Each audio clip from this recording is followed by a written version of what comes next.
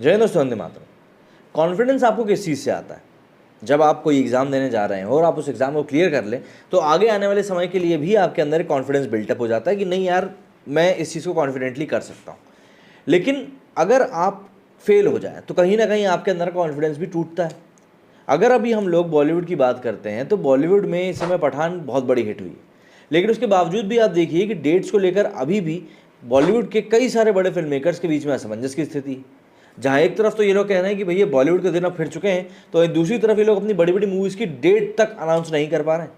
आखिर क्या माजरा है और अब किस बात का डर है पठान के हिट होने के बाद में, जरा बात करते हैं इसी बारे में। शाहरुख की फिल्म पठान सुपर हिट हुई तो माना जा रहा था कि अब बॉलीवुड के अच्छे दिन लौट आए, लेकिन कार्तिक आर्यन की शहजादा के फ्लॉप होने के बाद बॉलीवुड वालों की चिंता बढ़ गई है। यही वजह है कि इस साल के लिए अभी तक चुनिंदा बड़ी फिल्मों की रिलीज डेट ही घोषित करी गई, जबकि ज़्यादातर महीनों का रिलीज कैलेंडर खाली पड़ा है। बीते साल बॉलीवुड फिल्में असफलता के अपने सबसे बुरे दौर से गुजर चुकी। इस साल रिपब्लिक डे वीकेंड पर रिलीज हुई शाहरुख खान की फिल्म पठान की बम्पर सफलता के बाद कहा जा सकता है कि अब आगे भी बॉलीवुड की फिल्में जोरदार प्रदर्शन करेंगी। लेकिन यहाँ पर एक ग्लिच है। हाल ही में रिलीज हुई कार्तिक आर्यन की शहजादा के बॉक्स ऑफिस पर नहीं चल पाने के बाद फिल्मी दुनिया के जानकार बॉलीवुड की वापसी के जश्न पर सवाल उठा रहे हैं। वहीं फिल्म इंडस्ट्री वाले भी अपनी फिल्मों की रिलीज डेट घोषित करने में हिचक रहे हैं। कोरोना से पहले यहाँ फिल्म निर्माता 2-2 सालों की एडवांस रिलीज डेट घोषित कर देते थे, लेकिन फिलहाल हिंदी फिल्म निर्माताओं ने इस साल के लिए चुनिंदा रिलीज डेट्स ही घोषित करी। साल 2023 के रिलीज कैलेंडर पर नजर डालें तो अप्रैल, मई, जुलाई, सितंबर, अक्टूबर, नवंबर के महीनों के चारों वीकेंड में से महज 1 या 2 पर ही फिल्में अभी तक डिक्लेयर हुई, बाकी रिलीज डेट्स खाली पड़ी। इस बारे में बात करने पर प्रोड्यूसर और फिल्म बिजनेस एनालिस्ट गिरीश जौहर कहते हैं कि अभी बिजनेस शुरू हो रहा है तो धीरे धीरे फिल्में आएंगी। तो झूठी में मक्कार, टाइगर 3, जवान और डंकी जैसी फिल्मों की रिलीज डेट घोषित है। साथ ही हॉलीवुड और साउथ की फिल्में भी साथ में आएंगी। अगर हम साउथ की फिल्मों की बात करें जो रिलीज होने वाली है तो उसमें 28 अप्रैल को पेन्नियिन सेल्वन है, 16 जून को आदिपुरुष है, अगस्त में जेलर महेश बाबू की जो नेक्स्ट मूवी है वो आएगी, 28 सितंबर को सलार, 19 अक्टूबर को लियो और 10 नवंबर को इंडियन 2। लेकिन सवाल सबसे बड़ा यही है कि अभी भी इतनी बड़ी हिचकिचाहट आखिर क्यों?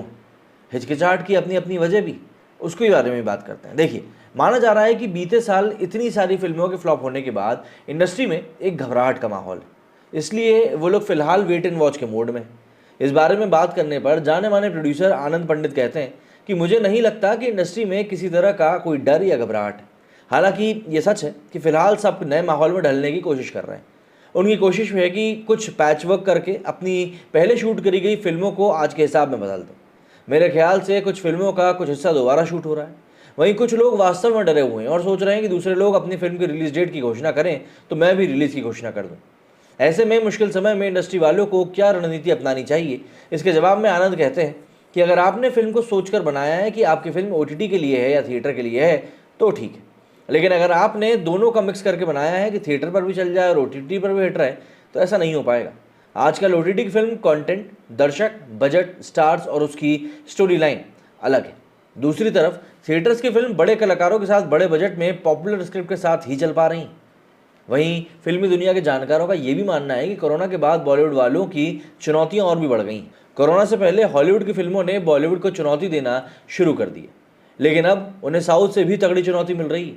इस साल हॉलीवुड के अलावा साउथ की भी नई फिल्में रिलीज होने के लिए तैयार हैं, इसलिए फिलहाल बॉलीवुड वाले वेट एंड वॉच के मूड में। साउथ सिनेमा की इस साल सालार, आदिपुरुष, PS2, इंडियन 2 जैसी बड़ी फिल्में रिलीज होंगी। इन्हीं सब के बीच में कोई ना कोई कांतारा या फिर कार्तिकेय 2 जैसी मूवी भी निकल कर आ ही जाएगी। इसलिए बॉलीवुड वालों की जो चुनौतियां हैं वो कहीं ना कहीं काफ़ी हद तक बढ़ चुकी हैं। वहीं फिल्म डायरेक्टर हंसल मेहता ने कहा कि हॉलीवुड तो पहले से ही बॉलीवुड के लिए चुनौती था, लेकिन अब इसमें साउथ एंड फिल्म इंडस्ट्री भी जुड़ चुकी। इसके जवाब में वो कहते हैं कि फिल्म तो फिल्म होती, उसकी कोई भाषा नहीं होती। बॉलीवुड, साउथ सिनेमा, ये नाम लोगों ने दिए हैं।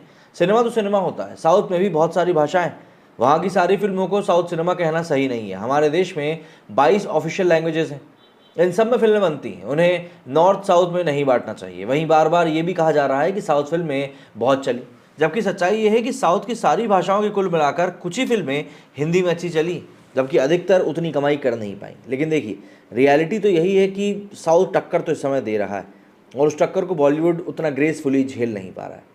आपका इस बारे में क्या कहना है, कमेंट करके जरूर बताइएगा। मेरी इस वीडियो में फिलहाल इतना ही। जय भारत।